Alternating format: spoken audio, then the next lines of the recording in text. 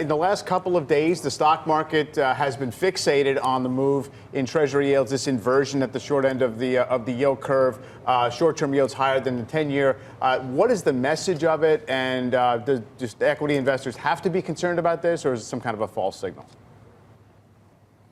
Well, the signal will be important if it's sustained. I think the move is certainly consequential. Anytime we increase the funding cost, meaning the short-term rates, to a level higher than we can invest longer term, we slow financial activity, full stop. The issue for the equity market is the bond market telling you that global growth has really rolled over in a material sense, and we think that's likely. We also think that the problems in Europe, which you alluded to at the beginning of the hour, or the half hour, is indicative of what's happening in the bonds market. We now have negative yields back in Germany, so their 10-year now is back to that negative territory that had us all spooked just a couple of years ago. So I think the yield curve is signaling slowdown, no inflation, and that risk asset prices are vulnerable. So they'll remain vulnerable, you think? In other words, the bond market's not just telling us what we've already known about a slowdown overseas and we have to kind of wait through this soft patch. You actually think that there's more downside for risk assets, James? Well, I think the fact that German yields are negative, that always spooks me. Anytime we're paying somebody to hold our money, that tells you that risk appetite in certain regions of the globe is almost non-existent. So I think it matters that we had this massive pivot from the Fed. I think that's the right pivot, by the way. The October conversation was quite menacing for most of us. So I think they're on the right track.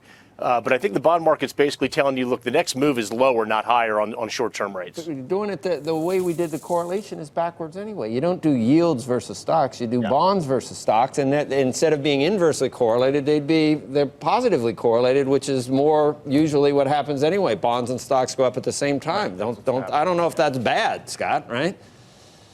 Well, and to Jim's point, I actually agree that if the problem that you point out, Joe, is sustained, then that's going to be a problem. But right now, I actually don't think that there's much signal in the noise, largely because we don't really care about the 3-month versus the 10-year.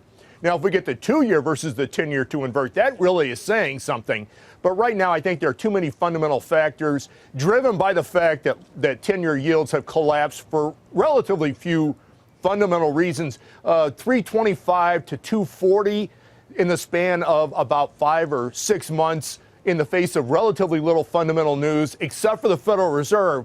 The market got away with it, got carried away. Bond prices got carried away to the upside, way too much momentum, technically overbought now, and we're seeing them come back a little bit this morning. That's absolutely a market I would be in. I would be shorting bond prices right now. So you think tactically right now that move has become stretched, and that's why we're seeing a little bit of relief in the equity futures this morning, Scott?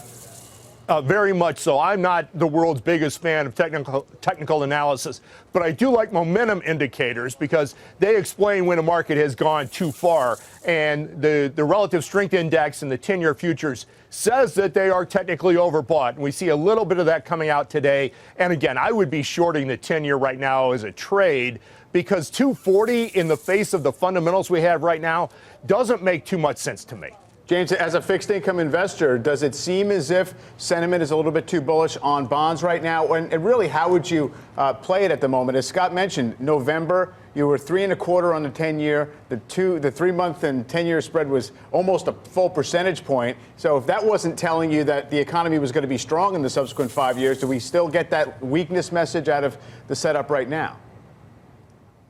Well, I think you had the missed message back in November as we spoke back at that time. We were having calls for 4% 10-year, 5% 10-year for some pretty prominent Wall Street leaders. And I was directly on the opposite side of that trade. The 325 level is the resistance level from the 1981 beginning of this long extended bull market. So I think the 321 number was the wrong number. I think that was the market being way too cheap on treasuries.